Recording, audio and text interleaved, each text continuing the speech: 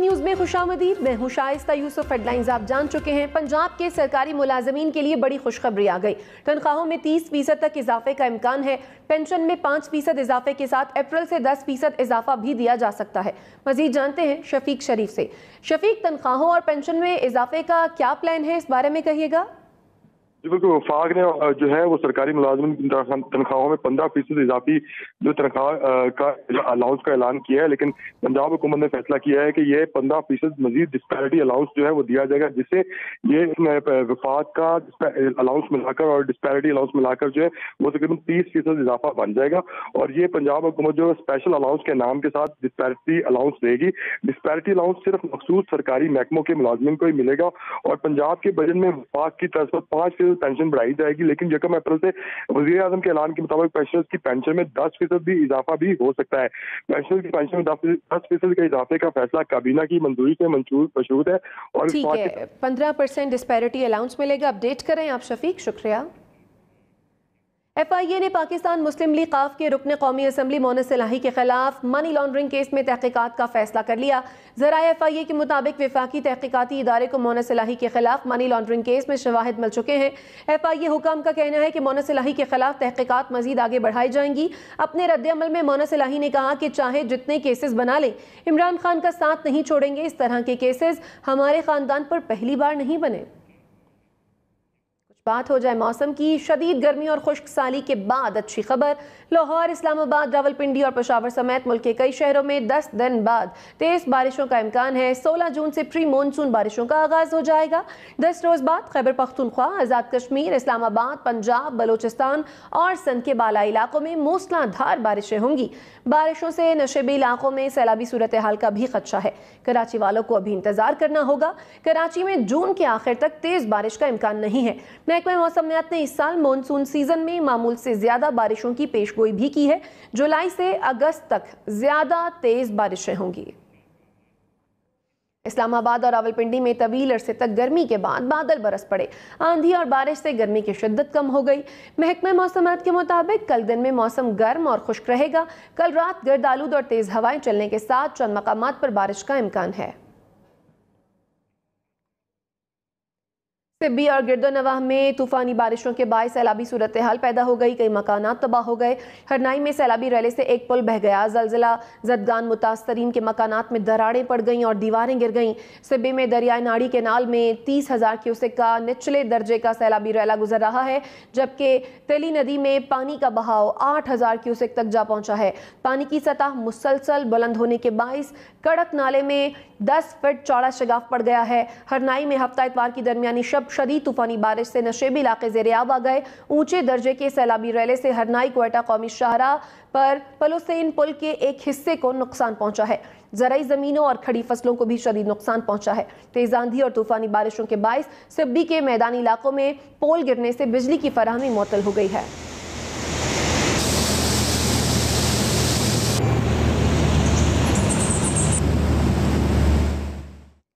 پاکستان اور چین کی اعلیٰ فوجی قیادت کی ملاقات ہوئی ہے۔ آئی ایس پی آر کے مطابق پاکستان کے اعلیٰ سطح کے ٹرائی سروسز ملٹری وفد نے چین کا دورہ کیا ہے۔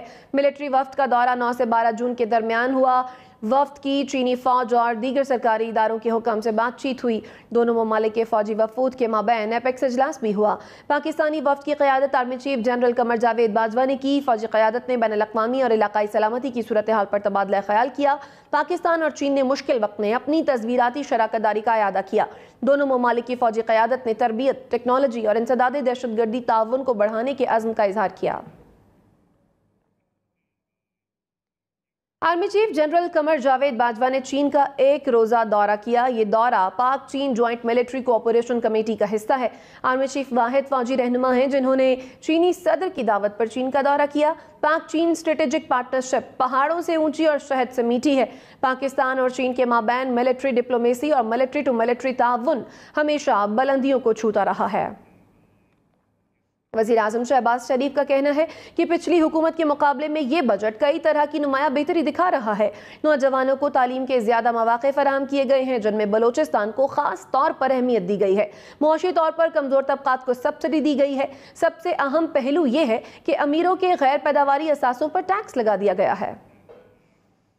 عمران خان نے حکومت کو نشانے پر رکھ لیا. موجودہ حکومت نے قبائلی اضلاع کے لیے ترقیاتی فنڈ میں کمی کر دی. IDPs کے لیے کوئی فنڈ نہیں رکھا گیا. انہوں نے کہا ہماری حکومت نے قبائلی اضلاع کے لیے فنڈ 3 گنا بڑھایا. موجودہ حکومت نے 131 ارب سے کم کر کے 110 ارب کا بجٹ رکھا. آگے بڑھیں اور آپ کو بتائیں کہ پنجاب کا بجٹ صوبائی وزیر سردار اویس لغاری کو پیش کرنے کی ذمہ داری سونپ دی گئی ہے. وزیر اعلیٰ آفس کی جانب سے جاری نوٹیفیکیشن کے مطابق کل بجٹ پیش کرنے کی ذمہ داری سردار اویس لغاری کو سونپی گئی ہے. محکمہ خزانہ نے بجٹ تقریر کے نوٹ صوبائی وزیر کو بھجوا دیے. پنجاب حکومت کی جانب سے تاحال صوبائی وزیر خزانہ کا قلمدان کسی کو نہیں سونپا گیا. صوبائی وزارت خزانہ کی تقرری کا معاملہ نون لیگ اور پیپلز پارٹی میں مفاہمت نہ ہونے کے باعث رکا ہوا ہے. اسپیکر پنجاب اسمبلی چودھری پرویز الہی کا کہنا ہے کہ کل کے بجٹ اجلاس کے ہونے یا نہ ہونے کا انحصار مسلم لیگ نون پر ہے. مسلم لیگ نون کے پاس اکثریت ہی نہیں, وہ کیا بجٹ پیش کریں گے. انہوں نے کہا چودھری شجاعت حسین سے کوئی مسئلہ نہیں, سب ٹھیک ہو جائے گا. وزیر اطلاعات مریم اورنگزیب کا کہنا ہے کہ شوکت ترین نے اعتراف کر ہی لیا کہ عمران خان نے 4 سال میں 20,000 ارب روپے کا قرض لیا. یہ ملکی تاریخ کے مجموعی قرض کا 76% ہے. IMF سے سخت شرائط پر معاہدہ $115 سے 189 پر لے جانے, مہنگائی اور بے روزگاری جیسے بہت سے اعتراف ابھی عمران خان نے کرنے ہیں. کرپشن کا اعتراف بھی جلد ہوگا.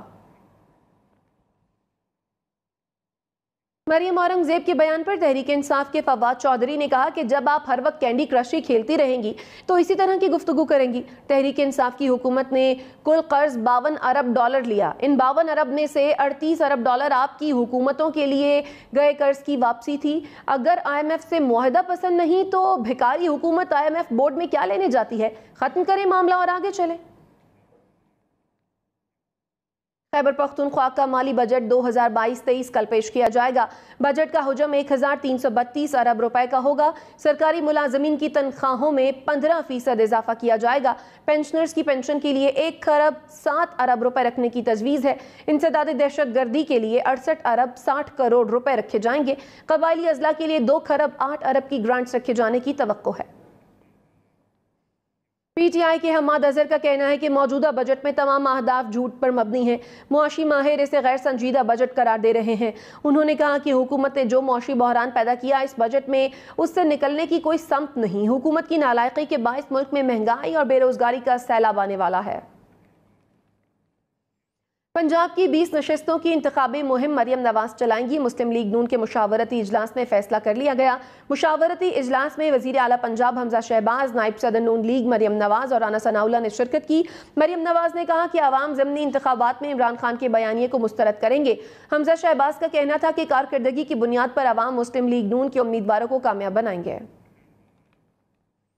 تحریک انصاف اور مسلم لیگ قاف کے پارلیمانی پارٹی کے اجلاس میں پنجاب اسمبلی میں اپوزیشن لیڈر کے نام پر اتفاق نہ ہو سکا. حمایتی فیصلے کا اختیار عمران خان کو دے دیا گیا. پارلیمانی پارٹی کے اجلاس کی صدارت چودھری پرویز الہی, عثمان بزدار اور سبطین خان نے کی. شرکا نے اپوزیشن اراکین کے خلاف مقدمات اور گرفتاریوں کی مذمت کی. اجلاس میں پنجاب اسمبلی میں اپوزیشن لیڈر کے لیے کسی بھی نام پر اتفاق نہ ہو سکا. اسپیکر پنجاب اسمبلی چودھری پرویز الہی اور عثمان بزدار سمیت تمام شرکا نے اپوزیشن لیڈر نامزد کرنے کا حتمی فیصلہ اختیار عمران خان کو دے دیا. پنجاب حکومت نے لوکل گورنمنٹ ایکٹ 2019 بحال کر دیا. میٹروپولیٹن کارپوریشن لاہور کے ایڈمنسٹریٹر کمشنر لاہور ہوں گے. لوکل گورنمنٹ ایکٹ 2019 کی بحالی کا گزٹ نوٹیفیکیشن جاری کر دیا گیا. لوکل گورنمنٹ ایکٹ کی بحالی کے بعد مقامی حکومتوں کے ایڈمنسٹریٹر کمشنرز ہوں گے. نوٹیفیکیشن کے مطابق تمام اضلاع میں مقامی حکومتوں کے ایڈمنسٹریٹرز بھی مقرر کر دیے گئے ہیں. سابقہ نظام کی بحالی کے بعد مقامی حکومتوں کا انتظامی نظام 2013 کے مطابق چلے گا. مسلم لیگ نون کا کہنا ہے کہ PTI حکومت نے سیاسی مخالفین کے خلاف اداروں کو استعمال کیا. عمران خان سیاسی مخالفین کے خلاف آرٹیکل 6 کے مقدمے بنانے کے خواہش مند تھے. کوشش کی گئی کہ سابق چیئرمین نیب جاوید اقبال کو بھی اپنے شکنجے میں لیا جائے. ازما بخاری نے کہا کہ خاتون کی اجازت کے بغیر امانت کے طور پر ملنے والی ویڈیو کو منظر عام پر لایا گیا. عمران خان صاحب نے اپنی حکومت کو چلانے کے لیے اور سیاسی مخالفین کا کلاں کما کرنے کے لیے اداروں کا استعمال کیا. عمران خان صاحب کس طرح اپنے سیاسی مخالفین کے لیے آرٹیکل 6 کے مقدمے چاہتے تھے. سابق چیئرمین نیب ہے جاوید اقبال صاحب, ان کو بھی اپنے شکنجے میں لیا جائے کہ ایک خاتون کی پرائیویٹ ویڈیو اس امانت کے طور پر ملنے والی ویڈیو کا ناجائز استعمال کیا گیا۔ تحریک انصاف کے رہنما مراد سعید کا کہنا ہے کہ موجودہ حکومت نے ترقی کے سفر کو روک دیا ہے۔ گلگت بلتستان کو مقصود چپراسی سے بھی کم پیسے دیے جا رہے ہیں۔ مودی کی سوچ اور ویژن کو ناکام بنانے کے لیے ہم نے ترقی کرنا تھی، یہ اس کو روک رہے ہیں۔ ہم خیبر پختونخوا، گلگت بلتستان اور آزاد کشمیر کا مقدمہ لڑیں گے۔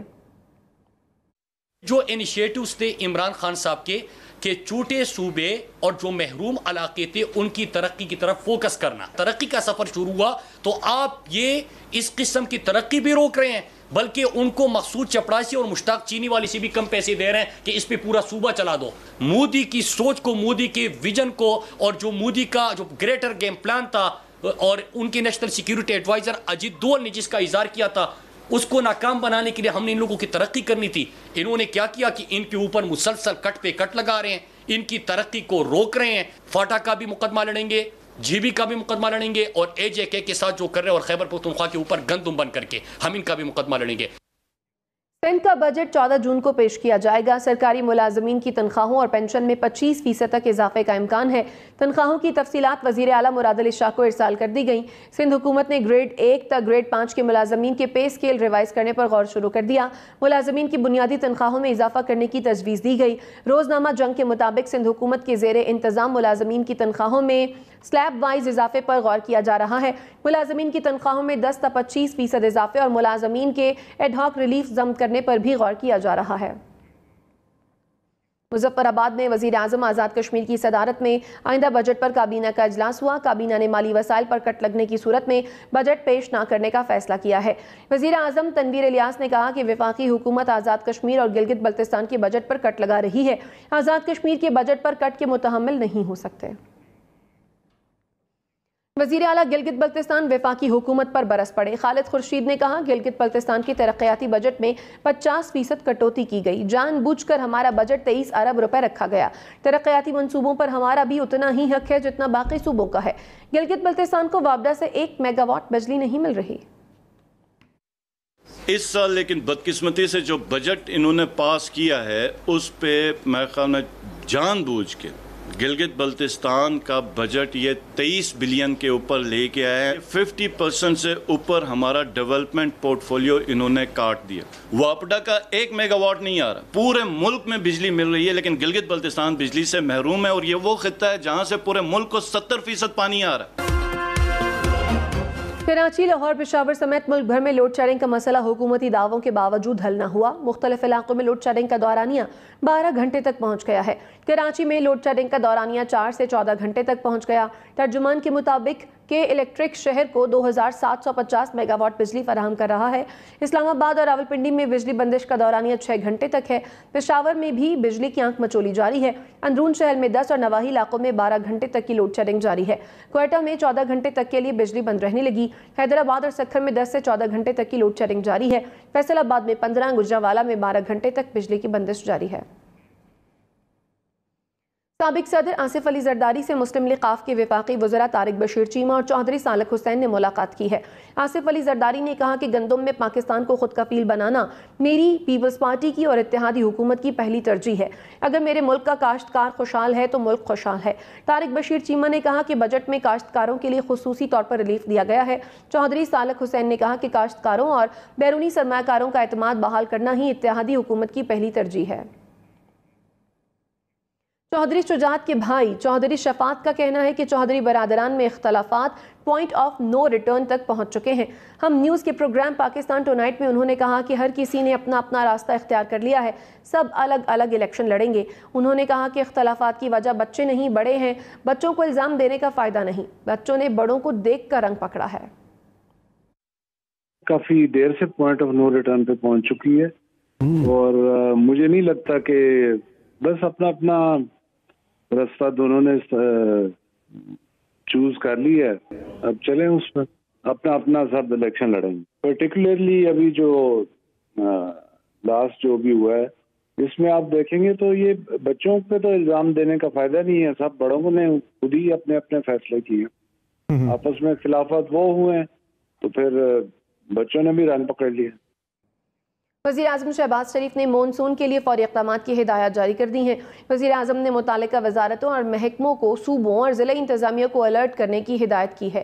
انہوں نے کہا کہ نشیبی علاقوں، زیادہ بارشوں کی زد میں آنے والے علاقوں میں ابھی سے انتظامات یقینی بنائے جائیں۔ وزیر اعظم نے وفاق اور صوبوں کے اشتراک کے جامع حکمت عملی تیار کرنے کی ہدایت کر دی ہے۔ ملک کے مختلف شہروں میں پری مونسون نے دستک دے دی، کہیں تیز اور کہیں ہلکی بارش نے موسم سہانا کر دیا، ٹھنڈی ہواؤں نے گرمی کا زور توڑ دیا۔ جون کی بارش نے گرمی کے ستائے شہریوں کے چہروں پر خوشی بکھیر دی۔ ملکہ کوثر، مری اور گرد و نواح میں تیز ہواؤں کے ساتھ بارش سے وادی کا موسم خوشگوار ہو گیا۔ بالا کوٹ میں طویل خشک سالی کے بعد بارش نے شدید گرمی کی لہر کم کر دی۔ اٹک اور کوہاٹ میں بھی بادل جم کر برسے۔ ہری پور شہر میں تیز ہواؤں کے ساتھ بارش سے گرمی کی شدت کم ہو گئی۔ کہوٹہ شہر، خانپور، سہاوا، چک جھمرا اور کوٹ ادو میں بھی تیز آندھی اور بارش نے موسم سہانا بنا دیا۔ کہیں گرد آلود ہوائیں چلی تو کہیں ہلکی بارش ہوئی۔ کولو، پنجگور، سوراب، دکی میں بادل برسنے سے گرمی کا زور ٹوٹ گیا۔ کہیں یالہ باری ہوئی تو کہیں ٹھنڈی ہواؤں نے موسم خوشگوار بنا دیا۔ عید الاضحیٰ قریب آتے ہی مویشیوں کے بیوپاری سرگرم ہو گئے۔ بیوپاری بکریاں لے کر وزیر اعظم سیکریٹریٹ کے گیٹ کے سامنے جا پہنچے۔ اطلاع ملنے پر سیکیورٹی اداروں کی دوڑیں لگ گئیں۔